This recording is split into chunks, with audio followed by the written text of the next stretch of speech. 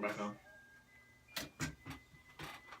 Alright, welcome back in, and it's segment 2 for A5 Not Approved today, and we're going to talk about something we've been meaning to talk about for a couple of weeks, but thankfully a lot of stuff has happened with it since we've been off the air for MLK Day and all that good stuff.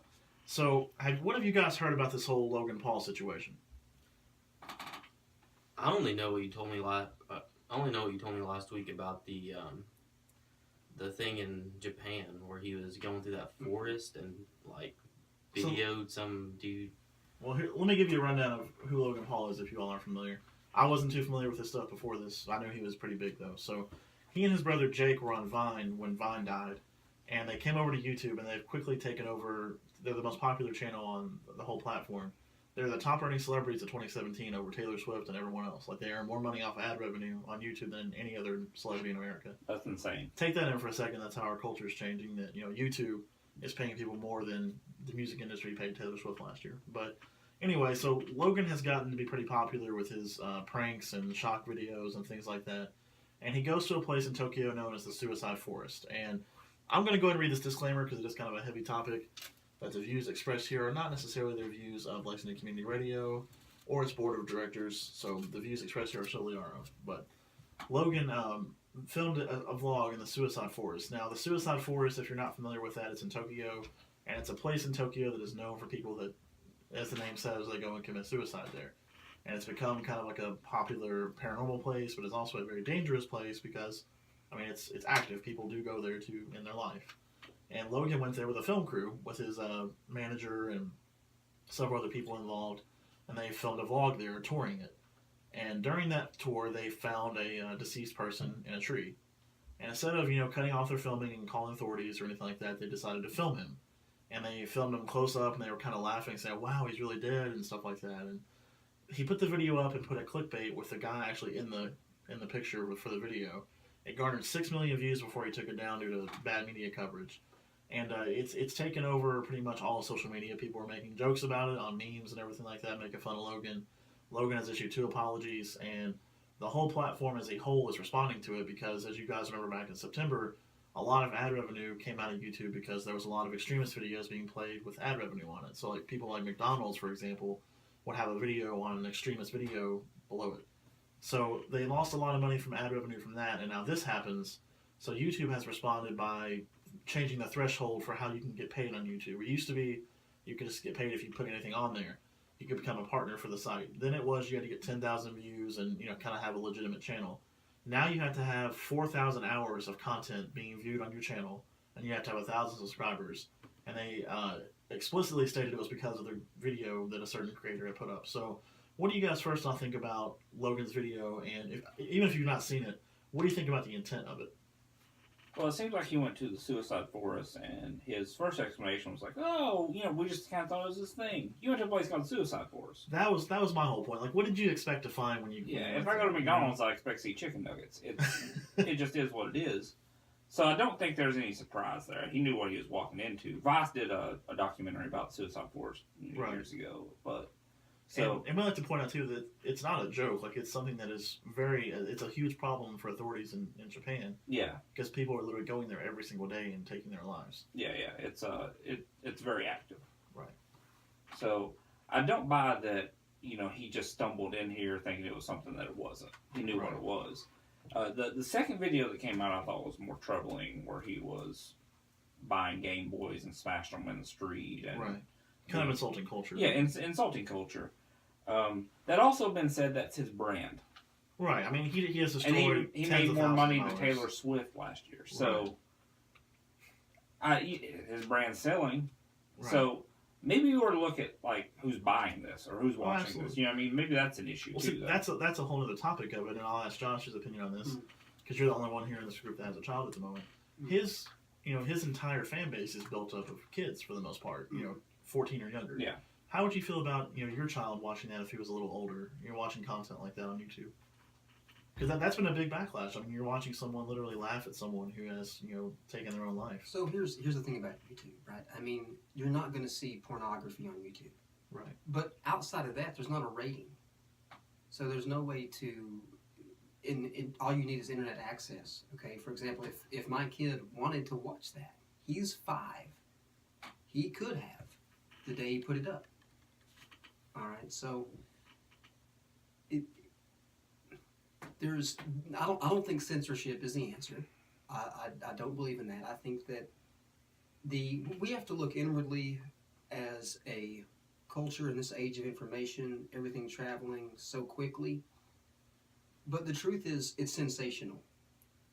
Ultimately, it's sensational. That's why it got the most views. Right. He goes in there, in my opinion, clearly, disclaimer. Let me bring that up. Right. In my opinion, kind of hoping that would happen. So that was Because my point too. if he goes in there, it's very anticlimactic, right? He goes in, there's nothing. What's he come out with? Another video.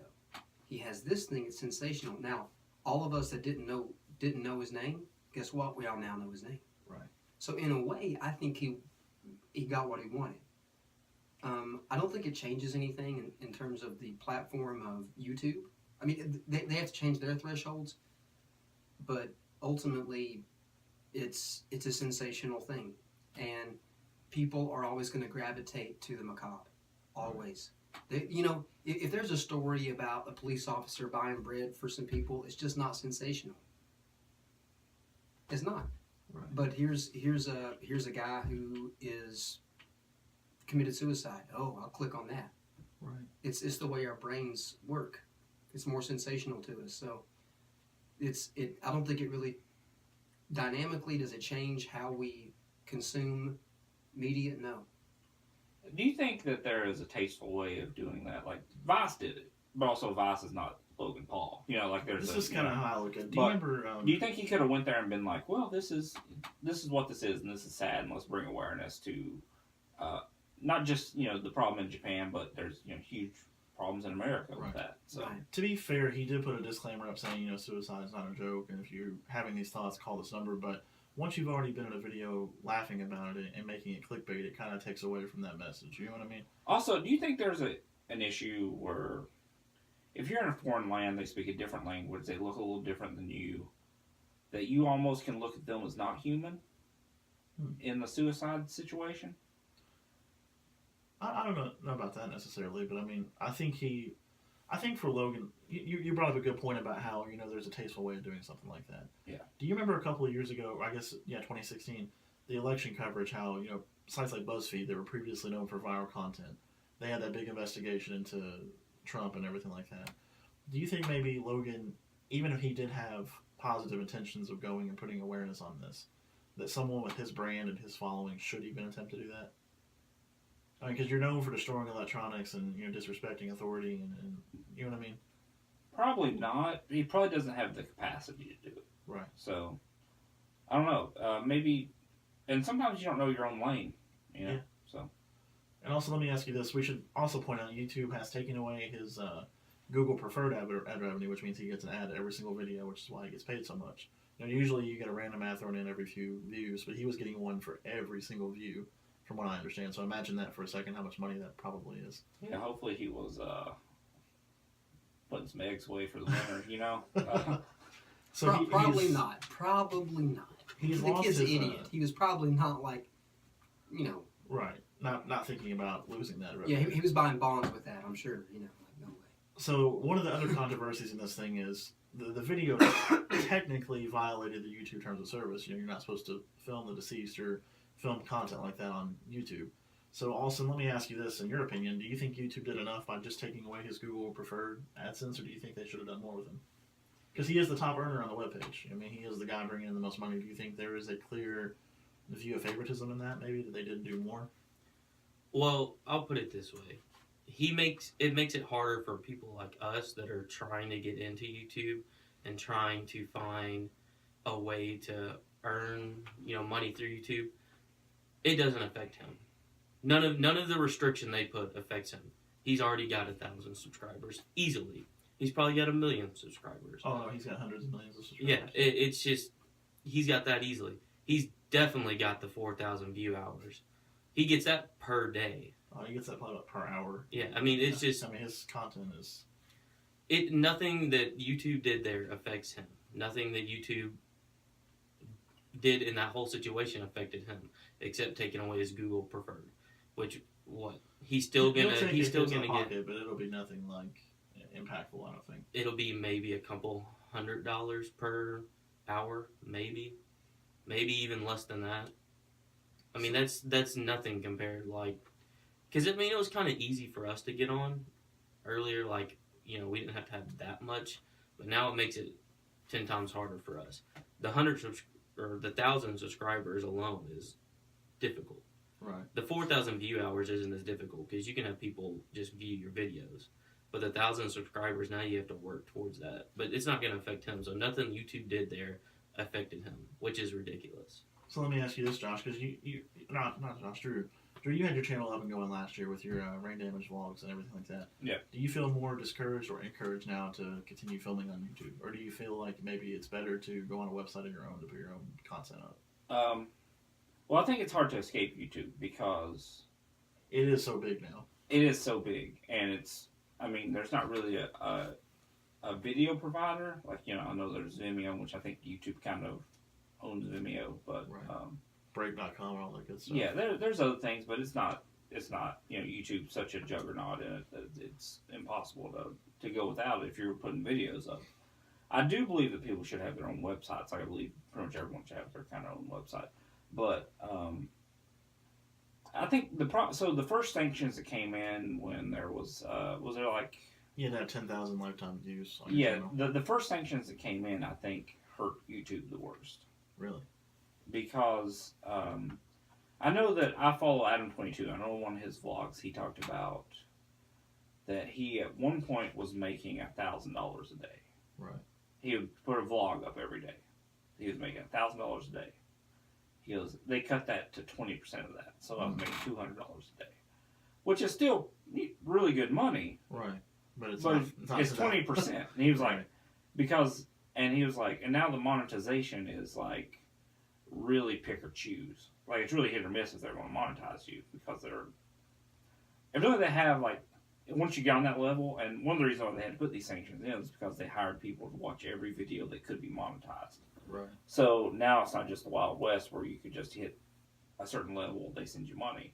Now someone has to watch your video, monetize it before you can get paid for it. And see, there's like I don't know if it's a computer doing it. I'm assuming that there's some kind of trigger to things. Well, I think they released something that said they had like thousands of employees watching these videos. Well, they do. Right. Like, for example, the other day I put up a shoe review the other day on my channel, and it was flagged for possibly not being advertiser friendly, and I was demonetized for that video. There was no curse words or anything in it, so I'm not sure what that was.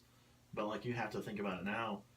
They're going to have to literally either watch every single one of these videos, or they're going to have to sit there and go through every single one of these complaints about being flagged.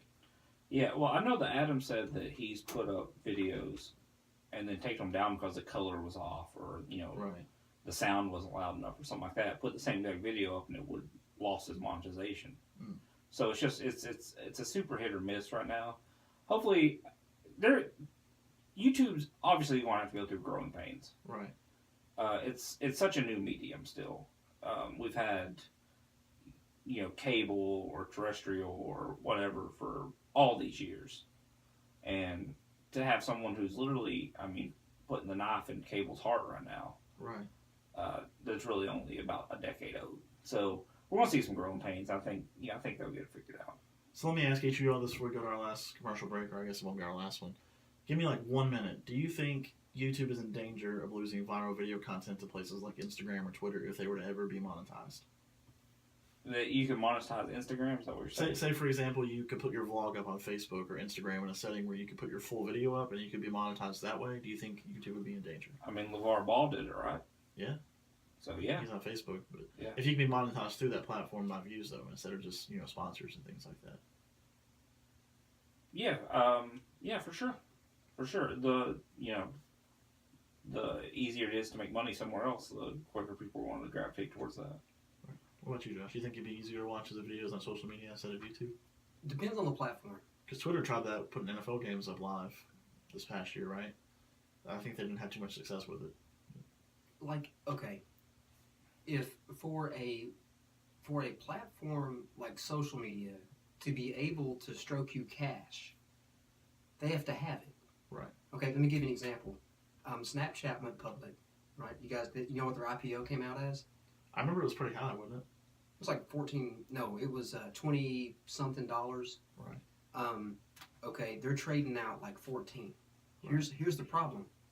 They have been burning cash and losing money ever since the company started.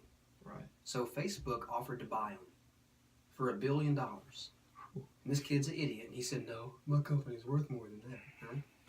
So clearly, right, it's not. And so here's the problem: is social media is never going to be able to have the revenue because that's quite the point, right? It's user generated, and that's what YouTube does, is this kind of user generated content.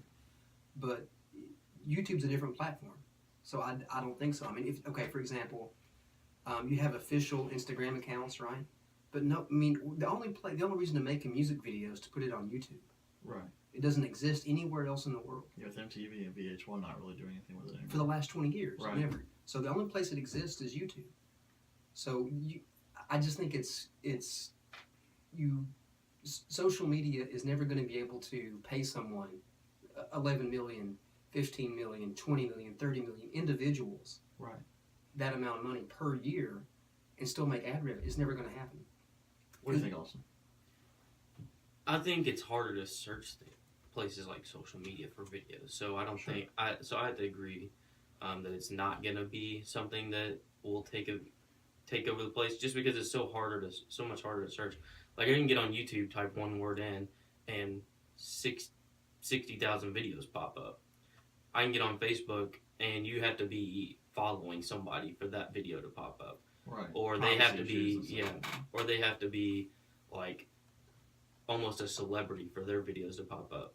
And there's no way that that regular people could just get to celebrity status by posting 1 or 2 videos up, and like they could on YouTube. Like YouTube, you could post one video up and one person view it and it goes viral. Right. Like Facebook, Twitter, I mean, you'd have to get one Shares and person, all that stuff. shares, retweets. I mean, it just depends. Like, it's just so much harder to search on Facebook, Twitter, and all that I don't think it would. Gotcha. Well, we're going to head to one of our last commercial breaks and come back with some more fun topics for you. So stick around to the other side of this song and break. We'll be right back with you on If I'm Not Approved.